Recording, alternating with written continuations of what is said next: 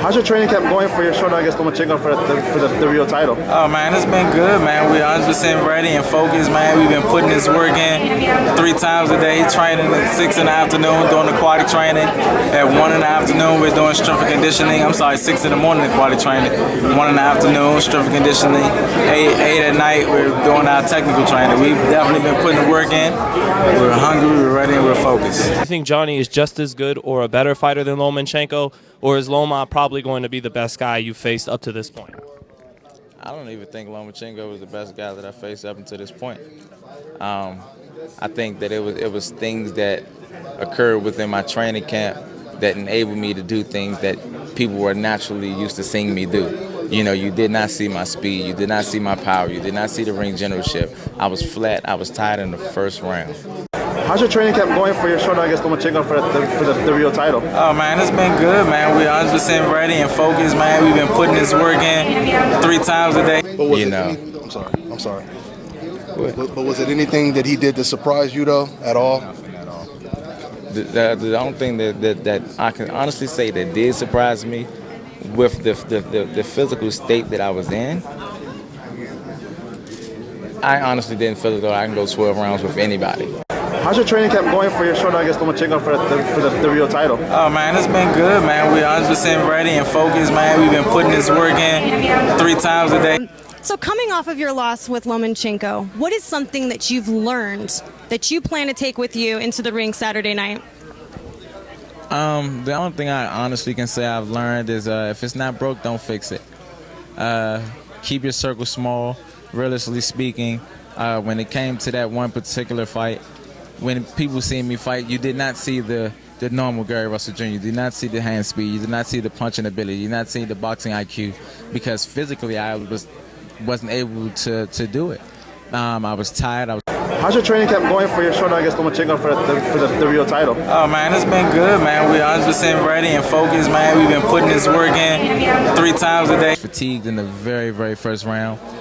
In that particular fight, we hired a strength and conditioning coach, which was something new for us. And I did everything that it was that he asked me to do. He had me doing some things that I honestly was against, but based upon the fact that we put 100% trust in this person, we did everything that it was. He had us in a sauna 2-3 days in a row trying to cut 3 pounds and et cetera, et cetera. I was completely drained of all my energy and everything that I needed for that one particular fight. How's your training camp going for your showdown against Lomachenko for the real title? Oh man, it's been good, man. We're 100% ready and focused, man. We've been putting this work in 3 times a day. We got rid of that person. The regular team is back. So not trying to overlook Gonzalez by any means necessary, but does a rematch with Vasyl Lomachenko interest you? Certainly. Certainly. So should you win come Saturday night, is that going to be the person you're going to call out? Actually, unfortunately, no. No. So should you win come Saturday night, is that going to be the person you're going to call out? Actually, unfortunately, no. No. And the reason why is I can't take nothing away from Vasyl Lomachenko from what he did as an amateur. But when it comes to him being a professional, no one paid him any attention until he fought Mr. Gary Russell Jr. If you want to be 100% honest about it, you know, and he fought a watered down version of Mr. Gary Russell Jr. It was a lot of things that took place in that fight.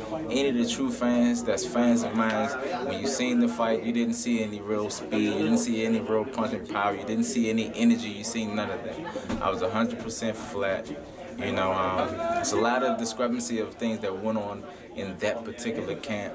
How's your training camp going for your showdown against Lomachenko for the real title? Oh man, it's been good, man. We're 100% ready and focused, man. We've been putting this work in 3 times a day. When it came to cutting weight, the scale that we used to make weight our entire camp was 5 pounds off. I don't have a problem moving up to 130 or even to 135. You would go to 135? Of course. That's what Lomachenko at. I ain't forgot about him. I'm going to break my foot off in his ass. Yes. Before the conclusion of my career. You're not ducking Lomachenko? No, ain't nobody. To be frank, he can lose his next 10 fights with Mr. Lomachenko. before my career is over, he got fight. Wow. Twice. Wow. Does that Lomachenko's had up the weights and now coming I don't into answer this. no questions about Lomachenko no more unless we got a contract written up to fight. Is that something then that you're seeking after this fight with Jojo is going after Lomachenko with whatever weight he ends up at? We already made that statement. It doesn't matter which weight division he is. I have the ability to fluctuate up and down in weight anyway. So that's something that we're gonna make happen before the conclusion of my career anyway. After I break my foot off and whoever it is that 30, whoever the champion holder is, one of the title holders of that, whoever it is, I will not be fighting anymore until I see Lomachenko. That's the only fight I want. Because after that, I'm fighting him all the time. really? Yeah. If I had it my way, like I said, Leo Santa Cruz first, I would immediately vacate my title. Okay. Move up to 130 and challenge Berchelt. You know, so I'm not sure. I'm tired of waiting on these guys. If not, I would relinquish my title and immediately move up and challenge Berchelt. He has the WBC at 130. We're gonna have to move forward. The sky's the limit. Want to jump up to 135 because of the competition? You really feel like there's competition at 130? I mean, I don't feel like it's nobody in the weight division that I wanted to compete against. The only reason why I was going to go up to 130 was because Tevin Farmer was one of the fighters that mentioned my name. I'm a real fighter. I'm a real champion. You know, so I'll answer the call to anybody. I got too much integrity. Once again, I got too much testosterone in me to let something like that go. Umbrella. Tevin Farmer. What about him? Would you fight him? He's not relevant. He don't even generate enough revenue. He's not relevant. I don't He got know. the IBF strap. He's not relevant. But If I had it my way, I would fight Leo Santa Cruz. Now, when you call out certain fighters such as Tank Davis and others, do you think maybe their promotion team will make the fight happen? I mean, it's possible, but Tank, he gonna have to wait anyway. I'm at 126. I gotta move up to fight Tank. He's not gonna move down to fight me. I want Leo Santa Cruz. Yeah. I want Leo Santa Cruz. After Leo Santa Cruz, then I'm moving up. Okay. Lomachenko is about to fight for the WBC at 135. I heard about that. I would immediately vacate my So title is and he move up fighting to Berchelt? 35. He's fighting Berchelt? Nah, Berchelt is at 30. Okay. Lomachenko's at 35. Vacant title. Yeah, he's fighting the vacant title. Mikey Garcia's old title. Yeah, he's fighting for Mike Garcia's old title at 135. At 135. So he's fighting for a vacant belt. He's fighting for a vacant title, which is cool because now. But they said, hold on, let me ask you this. The WBC actually lets you move up and fight and be the mandatory for another belt. Why couldn't you fight for that belt? Well, because I'm at 126. If I move up, I'll have to move up and fight for 130. That's why I would have to be Berchelt. Okay. He has the 130 belt. But he would have to fight you. He will have to fight. He will have to fight. Yeah. Let me tell you this, and this is the advice. If Gary was my son, I would give to him. You want the mega fights? You want to be the guy that gets these opportunities to fight the top guys and they won't fight you? I'm going to tell you what will get any top guy to want to fight Gary Russell Jr., especially if they came from 126 or was at 30 and moved around. Go slay the dragon that nobody seems to want to fight at 130 pounds. Go fight Berchelt. Berchelt ain't being really called out by nobody. And I'm barring no champions. Ain't nobody randomly saying I want to fight Berchelt. He at 130. Gary got the WBC title at 26. Gary can go make that fight happen immediately through the rules of the WBC. You know, speaking of the 130 weight division, you had talked about it on many occasions. Would that interest you in a fight with the champion at the WBC at the 130 with Miguel Berchelt? I mean, honestly, it wasn't nothing that interested me. You know what I'm saying? If I'm tired of fighting all these guys that really don't got the name. I want to fight the guys who's supposed to be the best of the best. Berchelt, he's a decent fighter. I mean, I can't take nothing from him because he is a world champion. You know, you got to give him that.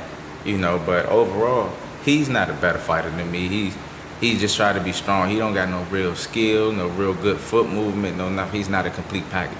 I'm more of a complete package than a Miguel Berchelt.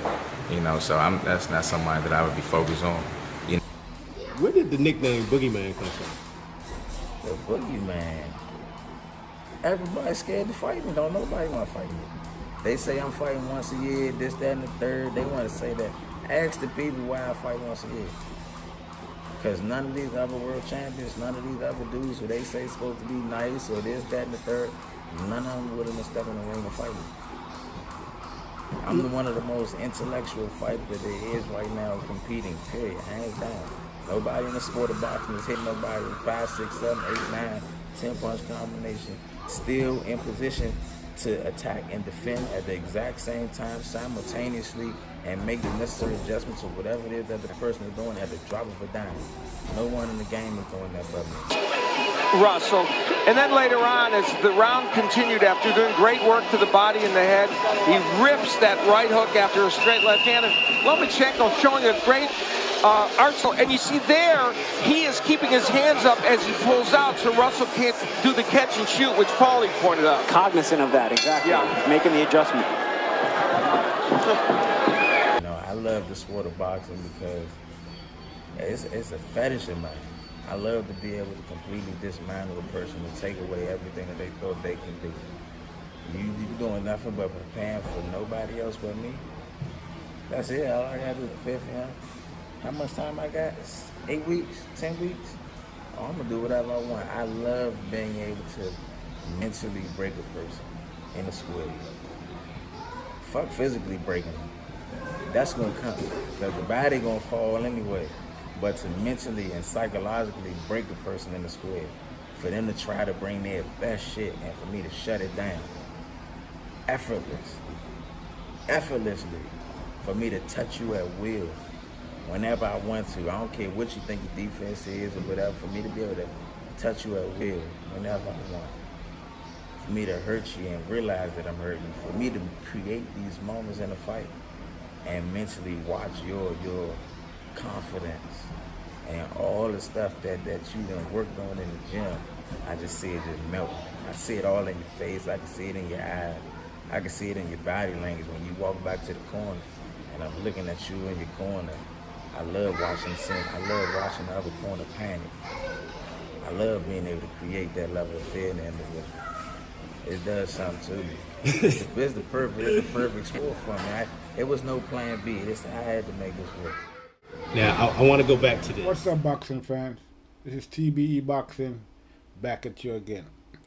All right, so you heard what Gary Russell had to say. So we're going to chop up this Gary Russell situation and arrive at some conclusions, about what Gary Russell is actually doing. So you see in the first clip that I played, the interviewer asked Gary Russell how was he prepared, for the fight with Lomachenko. Now that was like about 2 or 3 days prior to the Lomachenko fight, okay, that he gave that interview. And you saw what he said, they're ready, they're in training, 100% ready according to him, 3 times a day they were training. So that was before the Lomachenko fight, right? After the Lomachenko fight, we all know what happened. Lomachenko waxed that ass, and it's his history. So he did an interview prior to the Gonzalez fight, Johnny Gonzalez, and the interviewer asked him if he thought that Lomachenko was the best guy he faced up until that point. And unbelievably, Gary Russell said that he don't think that Lomachenko was the most skilled person he has fought up until that point. Now, I understand Gary Russell was upset and he was salty because he lost to Lomachenko. We can tell he was upset because all he did was make excuses after the fight, talking about his weight, this, that, and the other. We're going to discuss the weight situation in a minute, but, he basically made excuses about losing the fight. Right? We all saw that. And here he is saying that, he don't think that Lomachenko was the best person he had fought up until that point. Well, if the person that beats you is not the best person, or the only person that have beaten you is not the best person you have fought, then who is? I mean, that doesn't even make any sense what he's saying. So we can see that, you know, he's just, you know, upset about the fact that, you know, Lomachenko beat him. I mean, you know, I don't understand why he's so upset about it. You know, you win some, you lose some. Okay, and it's not like it was a close fight. I mean, I heard him. You know, I've heard Gary Russell say that, oh, you know, it was a split decision. You know, I don't know about that. You know, the one judge had it 140. To me, that was a robbery. You know, because as far as I can see, it was a unanimous decision. I mean, I'm not going to say that he totally ran over Gary. He didn't beat him down. It was, you know, Gary Russell had a few moments and he fought a good fight, you know, relatively speaking, that is, you know, because, you know, he fought a decent fight. It wasn't a bad fight. It could have been much better, and he should have performed much better based on his experience. But we're going to see that Gary Russell, prior to the Lomachenko fight, didn't really have that much experience, not any quality experience, okay? He was basically fighting tomato cans up until he fought Lomachenko. And so none of the fights that Gary Russell had prior to the Lomachenko fight prepared him to fight a person of the skill level and quality of Lomachenko, even though Lomachenko only had two professional fights before he fought Gary Russell, and Gary Russell had 24 professional fights. So Lomachenko, in his 2 professional fights, had more experience than Gary Russell had, you know, in his 24 professional fights. And how do we, now I say that, but how do we know that? Well, it's simple. You know, he fought Salido his first fight, and, you know, Salido is a wily veteran, okay? He beat Lomachenko. So you see that if Lomachenko had fought someone, well, not if, he did. Lomachenko fought in the first fight, he fought Salido, which is our second fight, I believe. I don't remember. But anyway, Salido was a fighter who was a veteran and had fought a lot of different type of fighters, and he had fought, you know, championship fights. He had a very good background, okay, in terms of the quality of fights that he had. He had good experience, okay. So with that experience, Orlando Salido used that experience that he had to beat Lomachenko, okay. He didn't have the talent and the skills that Lomachenko had, but he was able to leverage his experience and use that to beat Lomachenko. Gary Russell, who had, you know, 24 fights before he fought Lomachenko, so he supposedly had more experience than Lomachenko, because Lomachenko, like we said, only had 2 professional fights. So Gary Russell should have had the experience to do the same thing that Orlando Salido did. But again, Gary Russell did not have the quality of experience to be able to do what Salido did and use that to, you know, leverage the experience to beat Lomachenko. Even though he had a lot of talent, the experience was lacking, and it showed. And Lomachenko, even though he only had 2 professional fights, he beat Gary Russell decisively. Gave him a boxing lesson, basically. And then, you know, so we can understand why Russell is kind of salty and is saying that he don't think that Lomachenko is the best person he ever fought up to that point. But that's bullshit. Okay, he knows that Lomachenko is the best person he fought up to that point. Because if he didn't think Lomachenko was the best person, he would have called for an immediate rematch. But he never did. Okay, as a matter of fact, you can see from the clip that I've played so far that he keeps saying that he wants Lomachenko at the end of his career. He said that 4 times in the clips that I've played so far. He wants Lomachenko so it's been 5 years now since Lomachenko beat him. You know, so what? I mean, is he at the end of his career now? Is he getting, you know, to wrap it up? We don't know, but we know that he's no closer to fighting Lomachenko 5 years later than he was 5 years ago. and I mean, he's nowhere closer to fighting Lomachenko. And he, I hear him saying, I hear Gary Russell and people that that's his fanboys talking about Lomachenko don't call his name. Lomachenko don't call his name. Lomachenko ain't calling my name. Of course not. Why would Lomachenko call your name? He done whooped your ass already. And since he whooped you, you haven't done nothing to deserve another fight with Lomachenko. You have done nothing at all. Lomachenko have moved up to 2 different weights already. Now he's a unified champion.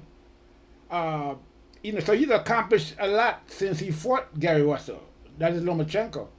In the meantime, what has Gary Russell done? Well, he went and fought Johnny Gonzalez, and he beat Johnny Gonzalez. And then after that Johnny Gonzalez fight, he wanted to fight Abner Mares, the guy that Johnny Gonzalez beat. So you took a title from Johnny Gonzalez, and you want to fight the guy that Johnny Gonzalez beat, and you want to fight, some other fight at 126. I mean, that's not, stepping it up. I mean, if you really wanted to fight Lomachenko, he would have moved up already, because he can't fight Lomachenko unless he moves up. Lomachenko's not going to come down to fight Gary Russell. What has Gary Russell done? Gary Russell hasn't done nothing since he lost to Lomachenko, but got another title and is sitting there at 126 fighting, looking for fight with, Mexican style fighters that come straight to him so he can beat them up and, again, I mean, come on, man. Gary Russell is not really doing anything, okay? Since he fought Lomachenko, he fought maybe 2 good fights, Nyambar, and then he fought Joseph Diaz. And look what Joseph Diaz did. Joseph Diaz fought him and then moved up, and now he's got a title at 130 pounds. So everybody's leaving Gary Russell behind. And Gary Russell is not getting the big fights because he's not moving up and taking advantage of what he could take advantage of at 130 and 135. He keeps talking a good game. I mean, if you listen to him talk, you think he was doing this and doing that and making up, but he's not doing anything, because in his first step is he has to move up. And he said that himself. In the clip about Tank, he said that Tank is not going to move down to 126. I got to move to 130 to fight Tank, but Tank got to wait. See, so everybody that Gary Russell claims he's calling out is above him in weight. Even Leo Santa Cruz has a 130-pound title. Gary Russell is at 126 still. Everybody that moved up to 130, 135, Gary Russell is still at 126 talking about come see me. Who's going to come see you at 126? Come see you at 126 for what? You don't have any, Gary Russell doesn't have any, he doesn't bring any value. He doesn't have that many fans. Nobody knew about Gary Russell until he fought Lomachenko. And then he tried to flip it and said that, nobody knew about Lomachenko until he fought Mr. Gary Russell. What are you talking about? Gary Russell, Lomachenko is a 2-time Olympic gold medalist. He won gold twice. Okay, he's not a pretend Olympian. He's a real Olympian. Okay? Gary Russell claimed he's an Olympian. You hear Gary Russell talking about, even one of the clips he's talking about, I went to the Olympics and I achieved my goal in 2008, but then since I didn't perform, if you achieve your goal, how come you didn't perform in the Olympics? What are you talking about? It doesn't make any sense. You claim you achieved your goal to be an Olympian in 2008 because that was your goal, was to become an Olympian. You didn't want to become a professional champion. You just did that after the Olympics because people was generally backing you and had your back. But why didn't you become an Olympian? But yet still you're claiming that you achieved your Olympian, your Olympic goals. If you look at the story, what happened in the Olympics with Gary Russell is that he qualified to be in the Olympics. Okay, but he never actually made it to the Olympics. So all this talk about Gary Russell being an Olympian is just talk. He's not an Olympian because he didn't actually fight in the Olympics. He didn't even make it. He didn't make it to the weigh-in because what happened was he was supposed to be at the weigh-in for the Olympics, and he got disqualified because he fainted in his hotel room because he was trying to make 100 and I think 119 pounds. You know, that's it. He was trying to make that weight and he couldn't make it. He passed out in his hotel room and he got disqualified from the Olympics. So that's what happened. That's his Olympic career that he keeps talking about. You know, I'm an Olympian. Me and Deontay Wilder, 2 Olympians from 2008. No, he's not an Olympian. He qualified again for the Olympic, but he never actually fought in the Olympic because he got disqualified because he couldn't make the weight. Okay, he was trying to force himself down to 118 pounds when he usually fought at about 123, 24 pounds.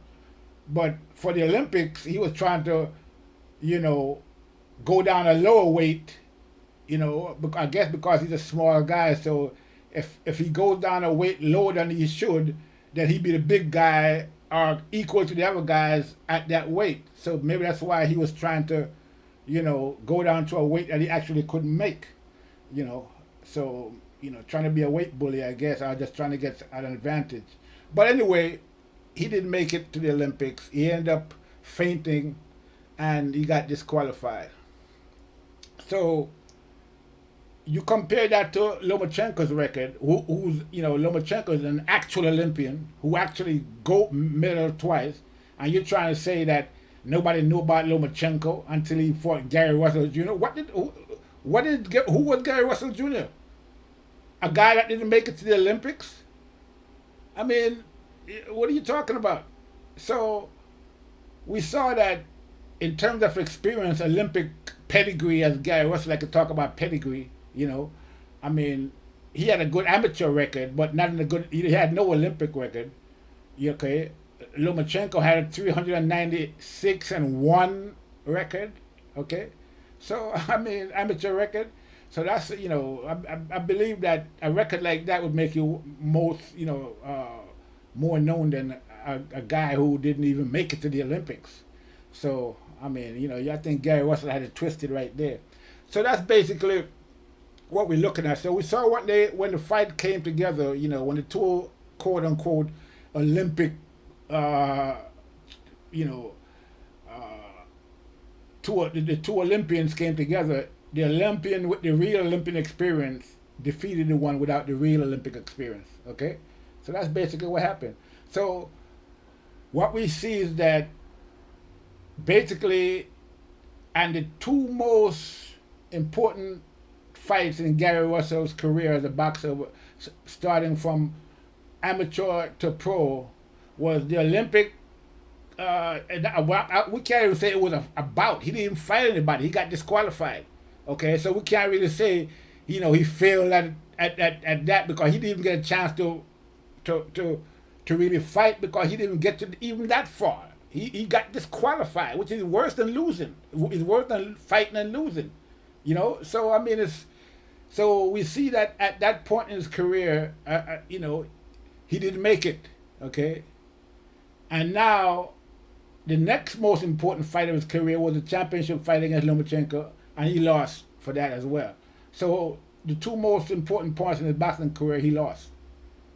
Okay, got disqualified in one and lost the other. Okay, so he came back and he won the fight with Gonzalez. Yeah, but you know, Gonzalez a mediocre type fighter, no special effects as Floyd Mayweather would say. So he was able to beat Gonzalez because it's this kind of fight that he likes to fight. You know, Leo Santa Cruz, Gonzalez, Ecuador, you know, Mexican style fighters, you know. And really the only good fighter he fought, like I say, is Nyambar and Joseph Diaz since he fought Lomachenko. Okay. And so basically Gary Russell has done nothing at 126 pounds. Okay? He's accomplished nothing. You hear him say that he wants to move up to 130 and fight Berchelt, and then next minute he's saying, "Oh, Berchelt don't got nothing from me. I don't want to move to fight Berchelt." Blah blah blah. I mean, make up your mind, man. You got to make a move some kind of way. And here, you know, this is the guy who people. All right, let me just to make a quick comparison. You know, because I hear people talking about Gary Russell fighting Terrence Crawford, and you know, Terrence Crawford is afraid to fight Gary Russell. I mean, are you guys serious? What is there that Terrence Crawford is going to gain from fighting Gary Russell? Won't even move up and fight Berchelt at 130 pounds. Okay? All the fights that Gary Russell is calling for, he has to move up to get those fights. And he has not moved up in 5 years. Okay? So if Gary Russell were going to make a move toward any of those fights that you hear him calling for, he would have moved up already. Okay? But he has done that. So he's just talk. It's all talk. It's he has made no move towards any of the fights that he's talking about. He's just calling people out, I want to come see me. Nobody's going to come see you at 126 pounds. You got to move up to 130 pounds to fight Berchelt, Joseph Diaz, Leo Santa Cruz. Okay? Those fights are 130 pounds. Okay? Tevin Farmer wanted to fight you. You never fought him either. Oh, he's not relevant. Okay? Then one minute you say you want to fight him, you got too much testosterone. The next minute you say Tevin Farmer is not relevant. I mean, then Joseph Diaz, who you beat, moved up and beat Tevin Farmer. So now he's the 130-pound champ, and you still at 126 pounds talking about come see me. Who's going to come and see you at 126 pounds? Nobody. Okay? So this is what it is. So, and you hear, we hear that Gary Russell talk about he had trouble making the weight. That's why he lost the fight at 126 with Lomachenko, because he was trying to cut 5 pounds. The scale was off. All this nonsense and bullshit, excuses. But even if that was true, okay, even if it was true that he couldn't make the weight or he was having problem making the weight, why is it that, he's trying to force himself to make weight at 126 pounds? He should move up to 130 pounds. 135, he can't make the weight at 126. But we see that it's the same excuse he made in the Olympics, that he couldn't make weight. He was in the hotel room, he fainted in the hotel room, whatever. So he claimed anyway. That's what we heard. Nobody know what really happened in there. But that's what they said. That's what he said. He fainted in his hotel room, and now we're hearing that he almost fainted before the Lomachenko. So this is a pattern with this guy. Okay, so we don't know what's really what. Okay, if he's making excuses or if he just forced himself to stay at a lower weight than he's supposed to, trying to be a weight bully. Okay, that could be as well, because trying to get a competitive advantage, unfair advantage. That would fit the kind of guy that he seems to be. Can't admit when he loses.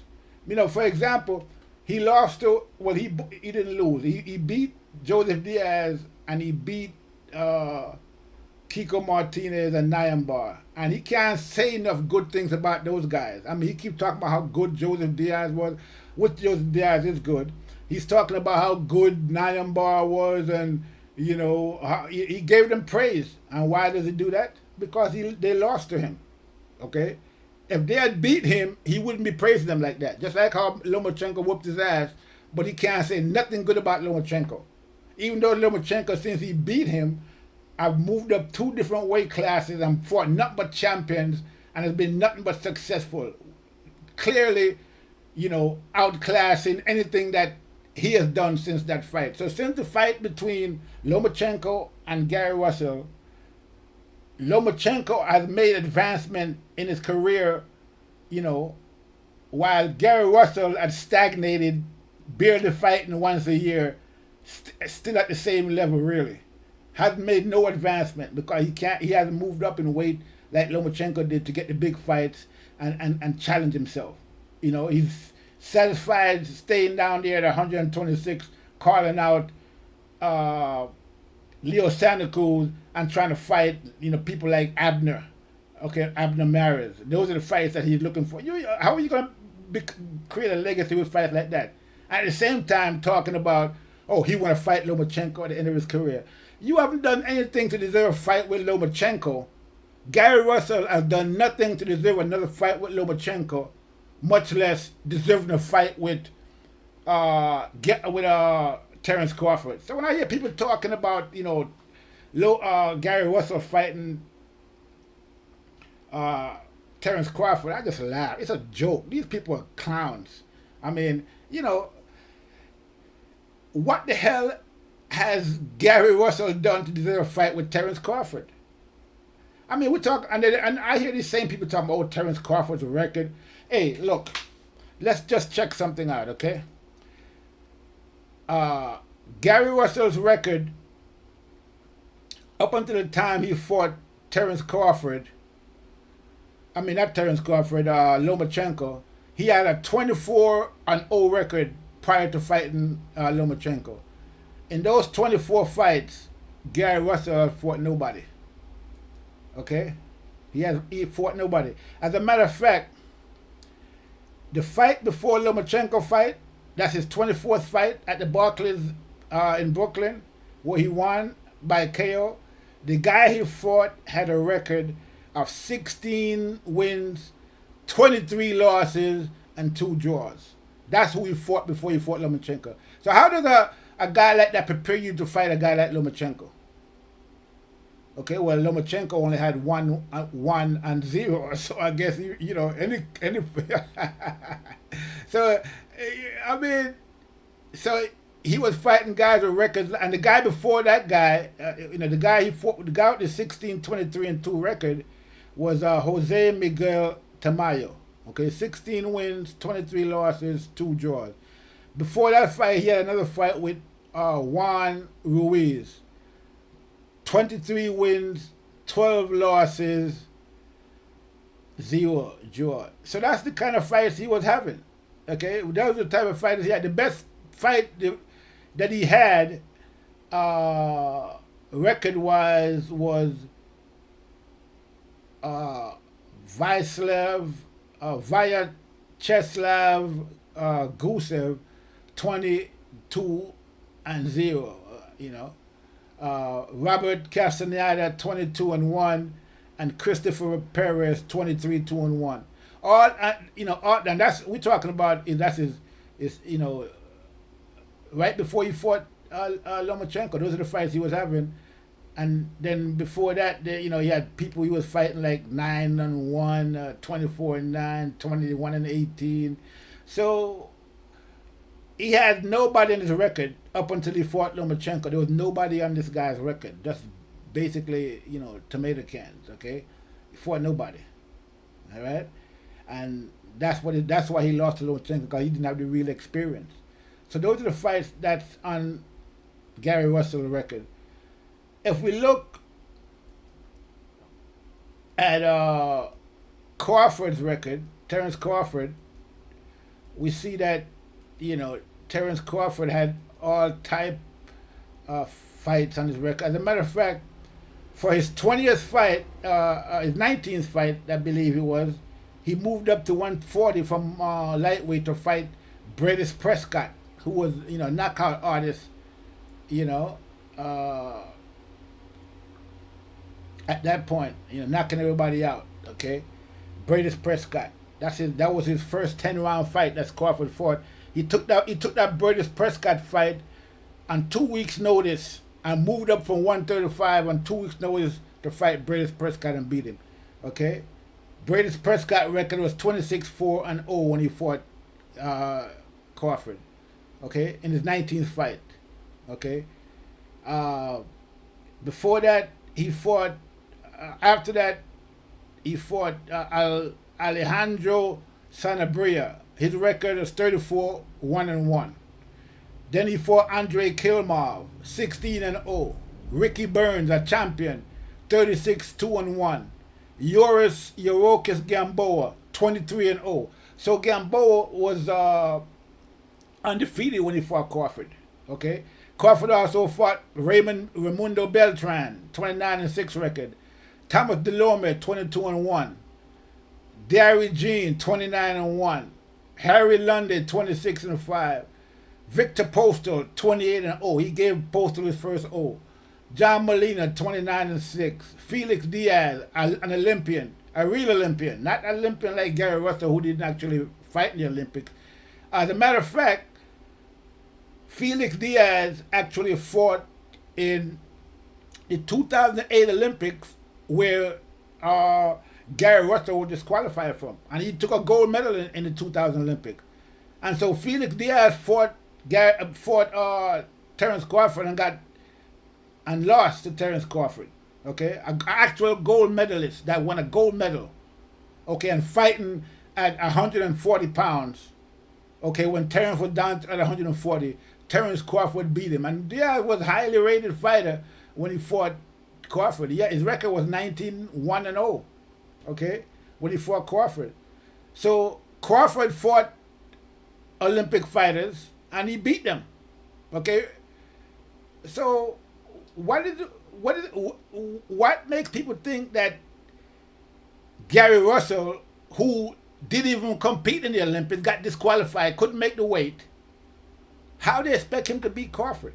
I mean, it's ridiculous. These people trying to get this guy killed. Okay, so there's nothing on Gary record that shows points to anything that he have to beat Crawford. He doesn't have the skills. He doesn't have the experience. He doesn't have the strength or the ring generalship.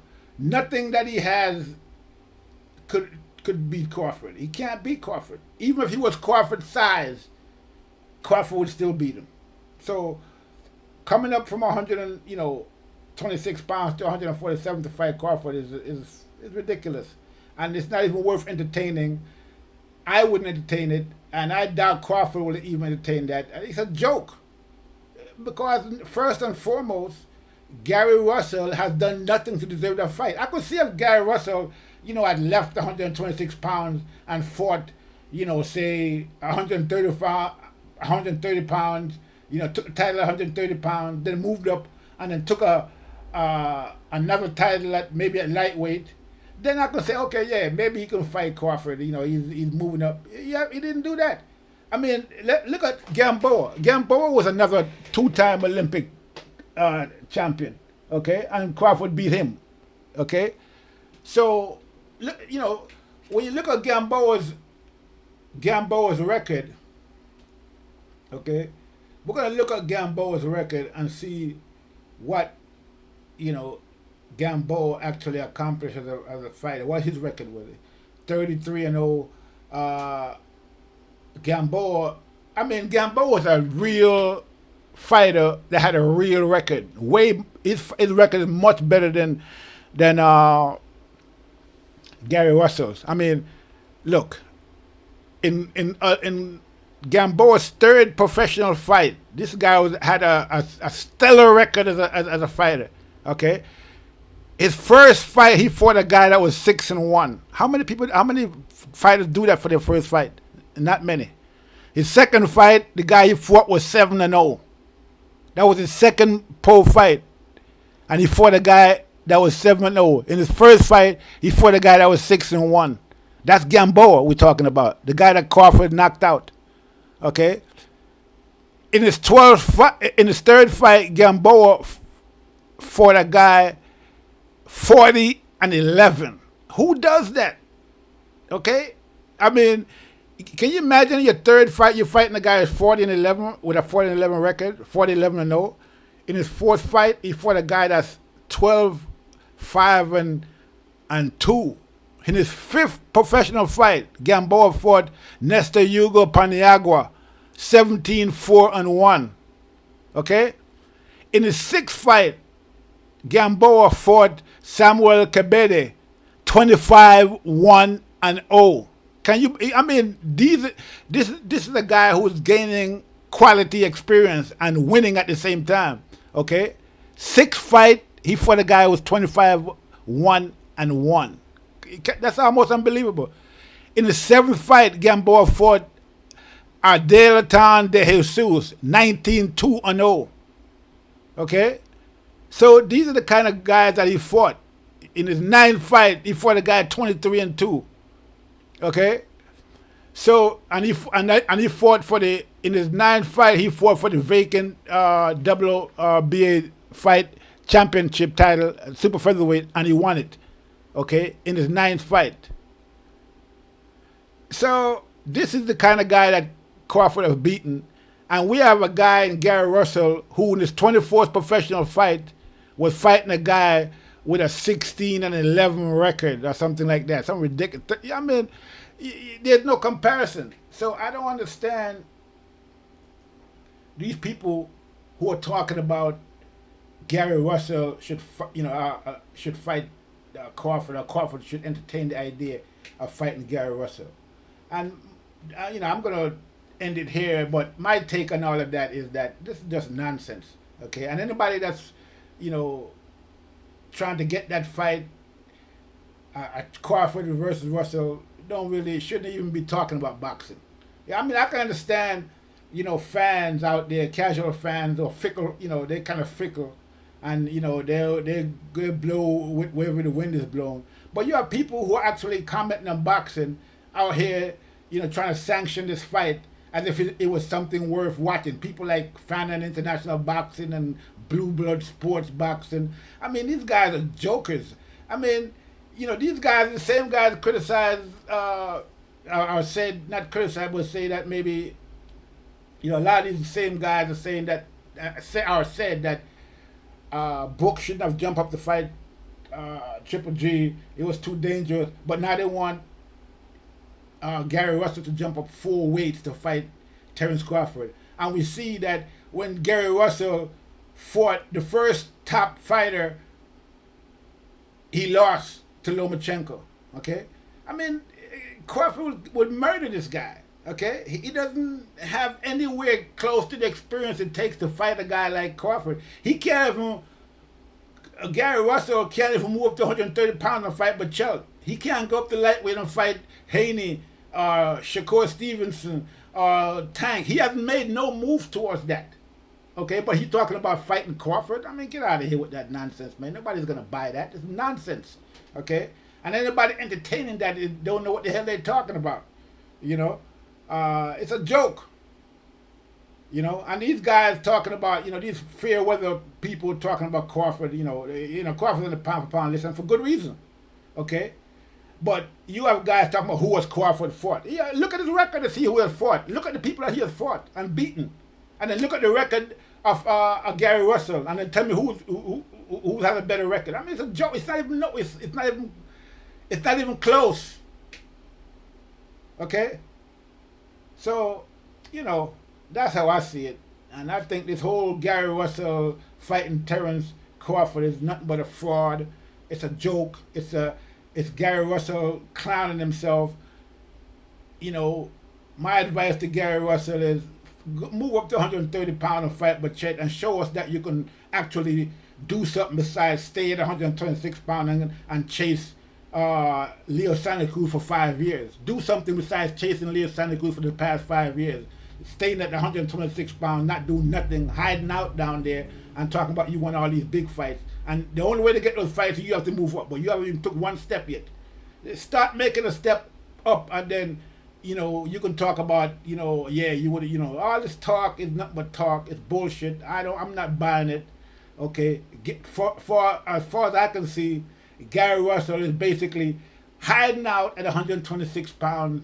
Okay, scared to move up. Well, now I'm not going to say scared, but I don't like to say boxers are scared, because it's a sport where scared people don't go into boxing. Okay, but let's just say he's ultra cautious, about moving up to 130 pounds to fight Berchelt, or fight Haney or Shakur Stevenson, or even Joseph Diaz. They asked him about fighting Joseph Diaz. I'm pretty sure Joseph Diaz would give him the fight if he was to request it. But I don't think he's going to do that, because Joseph Diaz gave him a good fight. And as a matter of fact, I think Joseph Diaz could have won that fight if he had fought a different strategy, which I'm sure he's going to do if they were to fight again. He use a different strategy. And I would say that if they were to fight again and Joseph Diaz used the right strategy, he could beat Gary Russell easily. Okay? He'd beat him. Because, again, there's a blueprint for beating Gary Russell, and it's out there. And Lomachenko has it. And it's been published. So, there it is. So, I'm going to leave it there. I don't think that Gary Russell has any chance against Lomachenko in a rematch, much less a fight against Terence Crawford. It's a joke. It's clowning. Anybody that call for that fight is a clown, and they should even be talking about boxing. This is TBE. I'm out.